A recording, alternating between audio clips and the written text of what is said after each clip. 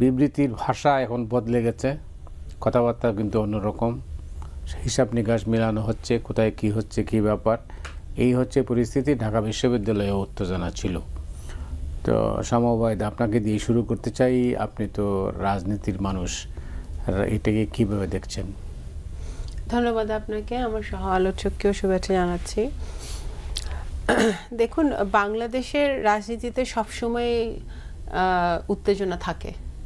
এখানে দল যেটাই থাকুক না কেন, এখন আমরা অনেকেই জুলাই আগস্টেরও এই আন্দোলনের পরে, বিপ্লবের পরে একটি নতুন বাংলাদেশ দেখতে চাই, একটি ভিন্ন রাজনীতি দেখতে চাই, একটা ঐক্যের সুর অ্যাটলিস্ট প্রথম দিকে সবার মধ্যেই ছিল।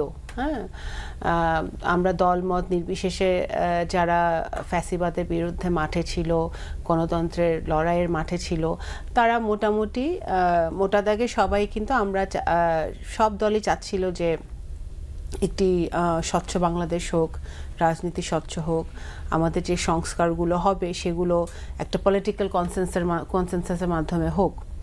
তো এখানে এখন বিভিন্ন যখন রাজনৈতিক দল, আমরা তো বিএনপি বহুদলীয় গণতন্ত্রে বিশ্বাস করে, তো বহু দল থাকবে, দলের বহু মতও থাকবে, কারণ সব মতের সাথে যে আমাদের একমত হবে সেটাও না। আমাদের ছাত্র সংগঠনগুলো আছে, তাদেরও নিজেদের নীতি আছে, আদর্শ আছে, যার যার আদর্শ নিয়ে তারা মাঠে আছে।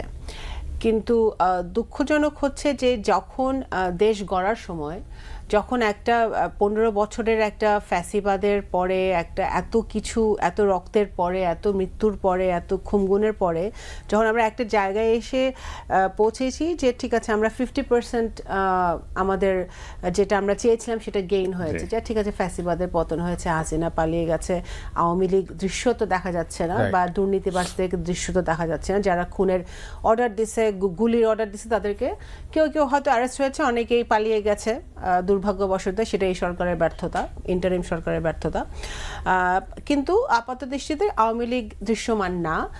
বিএনপি এখন বর্তমানে সবচেয়ে বড় রাজনৈতিক দল বাংলাদেশে বিরাজ করছে। এখানে জামাত আছে, বাম দল আছে, আরো অনেক দলই আছে। এখন কুয়েটে যে ঘটনাটা ঘটেছে, কুয়েটে তো শিবির, ছাত্র শিবির, তো ওরা সক্রিয়, ওদের কমিটি আছে যেটা আমি জানি। ছাত্র দলের ওখানে কোনো কমিটি ছিল না। ছাত্র দল সারা দেশেই তাদের কর্মসূচি হিসেবে ফর্ম বিতরণ করছে, শুধু কুয়েট না, অনেক সব শিক্ষা প্রতিষ্ঠানে তারা সদস্য সংগ্রহ ফর্ম বিতরণ করছে, এবং সেই তার ধারাবাহিকতা ওখানেও করেছে। এখন কুয়েটে কিন্তু যদি ছাত্র রাজনীতি নিষিদ্ধ হয়ে থাকে, আমি জানি না নিষিদ্ধ নাকি, নিষিদ্ধ হয়েছে, আচ্ছা, যদি আগে নিষিদ্ধ হয়ে থাকে তাহলে শিবির এতদিন সভা, সেমিনার, লিফলেট বিতরণ কিভাবে করলো? ঠিক আছে, সেটা একটা প্রশ্ন থেকে যায়, সেটা উত্তর শিবিরের নেতাদের দিতে হবে। আর যদি শুধু একটা সংগঠন করতে পারে ওখানে, আর বাকি সব সংগঠন করতে পারবে না, সেটাও তো একটা লেভেল প্লেইং ফিল্ড হলো না। ঠিক আছে, নিষিদ্ধ হলে সবার জন্য নিষিদ্ধ হবে, আর নিষিদ্ধ না হলে সবাই সেখানে সমমর্যাদায় সহ অবস্থান করার পরিবেশ থাকতে হবে। এখানে আমরা শিবিরের ছাত্ররা নিজেরাই বলেছে যে এতদিন তারা ছাত্রলীগে ঢুকেছিল, ক্যামোফ্লেজ করেছিল, নিজেদেরকে বাঁচানোর জন্য তারা একটা স্ট্র্যাটেজি নিয়েছিল।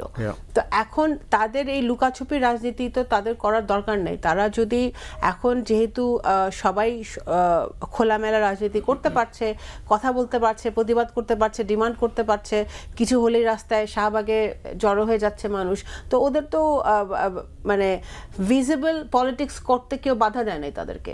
সো কুয়েটে এটার ব্যত্যয় ঘটবে কেন? ঠিক আছে, তারা লুকিয়ে লুকিয়ে কুয়েটে পলিটিক্স করার তো কোনো দরকার নাই। তো এখন এটা দুঃখজনক, এটা বন্ধ হওয়া উচিত। যদি ছাত্র রাজনীতি কোনো প্রতিষ্ঠানে বন্ধ থাকে, তাহলে সব ছাত্র সংগঠনের জন্যই বন্ধ থাকা উচিত। এই গেল একটা। আরেকটা হচ্ছে যে দেখুন, এখন রাজনীতির মাঠ গরম হচ্ছে কারণ নির্বাচন নিয়ে। নির্বাচন আমরা একটি গণতান্ত্রিক ধারায় ফিরে আসতে চাচ্ছি। বাংলাদেশকে একটি নির্বাচনমুখী গণতান্ত্রিক ধারায় ফিরিয়ে আনতে হলে ইনস্টিটিউটগুলোকে ঠিক করতে হলে, গণতান্ত্রিক প্রতিষ্ঠানগুলোকে ঠিক করতে হলে, যেগুলো হাসিনা ভেঙে দিয়ে গেছে সেগুলো যদি ঠিক করতে হয়, তাহলে আমাদের অবশ্যই একটি সুষ্ঠু নির্বাচনের দিকে অ্যাটলিস্ট যেতে হবে, কারণ নির্বাচন সংস্কারের একটা অংশ। এই যে ছাত্ররাও যে বলছে যে তারা পলিটিক্যাল পার্টি গঠন করবে, পলিটিক্যাল পার্টি গঠন করে তারা কি করবে? ওটা নিয়ে নিশ্চয়ই ওরা বসে থাকবে না, তাদের নিশ্চয়ই নির্বাচনে যাওয়ার ইচ্ছা আছে। তো নির্বাচনে যাওয়ার ইচ্ছা যদি থাকে তাহলে তো অবশ্যই নির্বাচনের দিকেই আমাদের ধাবিত হতে হবে। সংস্কার চলমান প্রক্রিয়া, সংস্কার চলবে, কিন্তু সংস্কারের নামে বা এই যে আবার এখন শুনছি যে কেউ সুর তুলছে যে লোকাল ইলেকশন আগে দিতে হবে, এইগুলোর নামে যদি আপনি কালক্ষেপণ করেন তাহলে এই সমস্যা আরও ঘনীভূত হবে, ষড়যন্ত্র ঘনীভূত হবে। এই যে কুয়েটে যা ঘটেছে, এই ধরনের র্যান্ডম ঘটনা আরও ঘটবে।